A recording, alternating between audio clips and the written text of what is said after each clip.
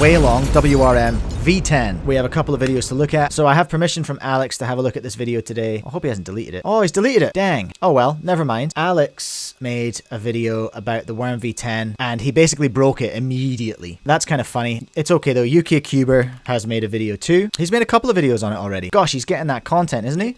If you haven't subscribed to UKCuber, you should. He makes very, very good review videos. We don't always agree, but then I don't always agree with everyone. That's the beauty of the internet. We're allowed to not agree with each other. I haven't used this cube, so I can't possibly comment. Okay, so this is the Moyu Weilong V10 from UKCuber. This is the Moyu WRM version 10, and it might be one of the best cubes that I have ever reviewed. One of the best cubes I have ever reviewed. Now, UKCuber does like a bit of hyperbole. He did call the Qi Smart Cube the worst cube he's ever reviewed and suggested that Qi should just quit making cubes. I admire that enthusiasm and excitement and hyperbole, but let's just have a little pinch of salt. You might notice how incredibly similar it looks to the version 9. Yeah, funny that all those Moyu cubes look the same. Standard junk. UKCuber's here! Welcome along, buddy. Love your work. And after a struggle to get it out of the box, I am going to say something here. I just watched Tommy Cherry's video on the WRM V10. Some of you will remember when I was doing some experimental videos on my second channel, BoomerCuber. I was doing that around the time of the YS3M, and it was the first cube that had that box. And honestly, that was a year ago. If you're still having trouble, if you still haven't learned how to open that box, Tommy Cherry was also having trouble with it as well. It's really not that hard. It's really not that hard. But people are still in videos just being like, ooh, ooh, ooh, ooh, ooh. And it cracks me up. UKCuber, I'm going to assume this is the 20 magnet one. Was this the 20 magnet V10? And there she is. Look, there's the thing that everyone's here for. There it is. That is the new dual adjustment system from Moyu for the first time in forever, I think. I think that's the V2 dual adjustment system, right?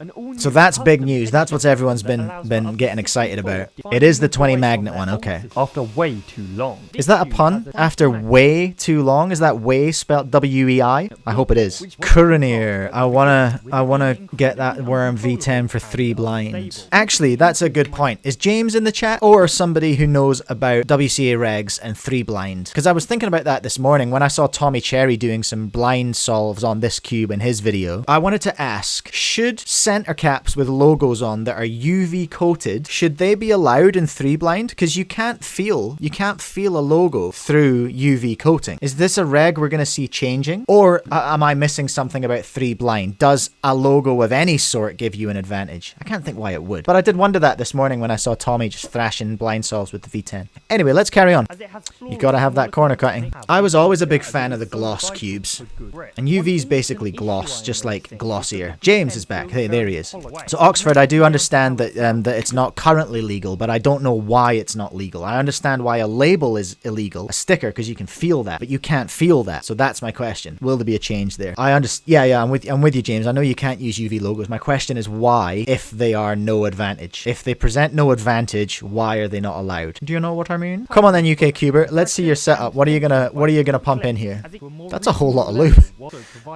I'm gonna assume that's a shout out to speedcubing.org, who is UKCuber's sponsor. Shout out. Okay, so that's high praise for the new tensioning system. That's pretty cool. We love to hear that. In response to my question about UV logos, in theory, no advantage, but problematic to enforce from Cookie Robber. It would definitely require a system to enforce. I hear what you're saying there. With the flow, they probably don't want to make exceptions. I think, yeah, it would mean a system change. You would have to give your cube would have to be submitted to a delegate. They'd have to go, yeah, no, that's fine. And that is extra work, I suppose. Whether that extra work is worth it. But there are like every cube is coming out with a UV version now. It's almost like when stickerless cubes were new and they were illegal for a minute because they reckoned you got an advantage while turning. Your little brain could go, I can see that color coming. My brain doesn't work that fast, just FYI. Nobody's does, I don't think. Then they were just more and more prevalent and the WCA had to do something about it, the regs, for that. I wonder if there will be a point where they have to do something about UV cubes, you know, because the caps are quite hard to get a hold of. You have to order them direct from manufacturers, so not all stores are able to get them. Compared to how many micro changes you had to make to get it even on some of their older cubes. I don't know how noticeable all that was, though. I still have love for the screw and spring, honestly. I think that possibly ages me. That's nice, and that's becoming a standard now, and I think a really important standard. Just one settings clockwise, one settings anti-clockwise. I like that. UKCuber, I'm not familiar with the range of lubes from speedcubing.org. Is that a control lube you've put in there, or a midweight? What is that? I'm finding that cube setup now is generally just slowing them down and controlling it, hey. with the flow. Companies should just offer an extra UV cap with no logo in the box. Sure, like that can't be that hard. Which is great, as they cut most of Yeah, that ain't bad. That ain't bad for having been cranked up a little from out of the box settings, eh?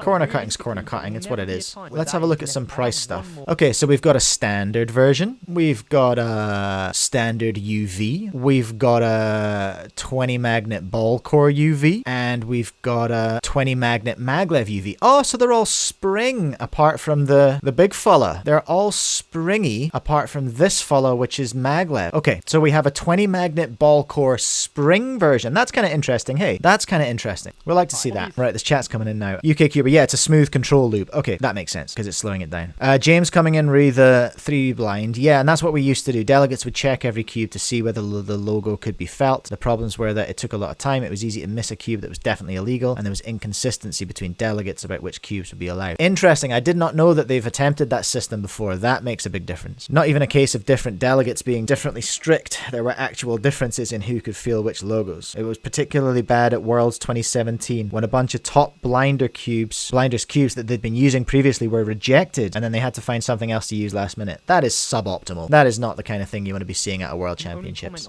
I'll probably leave it there with UK Cuber's video. If you want to watch it, go watch it. I'll put the link in the description. Thank you again, UK Cuber, for letting me take a look at that. Let me know your big reckons in the chat. Curious Nick, I love that they have a spring version. Yeah. Now, weren't people doing that themselves? Weren't people doing the mod with the WRM V10 where they taking the ball core and chucking springs in it? I can't remember. There was one that had a ball core and people were throwing springs at it. It could have been one of 5,000 Moyu cubes that have come out in the last 20 minutes. So that's the WRM V10. I look forward to getting my hands on that. You know what I'm going to do? I'm going to leave you hanging for like 3 seconds, and I'm going to go and we're going to do a little bit of show and tell, everyone. I promise it'll be worth it. We're going back in time, everyone. All right, so that was the Moyu Weilong GTS WRM, because that's what it started out as, was the Weilong GTS. And I just wanted to show you from my first ever competition, from the first time I ever met James, actually. These are my Moyu GTS, non-magnetic. This is the one I first learned PLL on a long time ago, with lovely thrashed looking stickers. That's how stickers should look, everyone. Yeah. And this is one that's got a brown body, and this one's on the blue, because the blue looked sick. The yellow stickers have really faded quite badly, but and this one's in much better nick because I kept this one nicer. But I think this is the first cube I ever competed on. I used this in my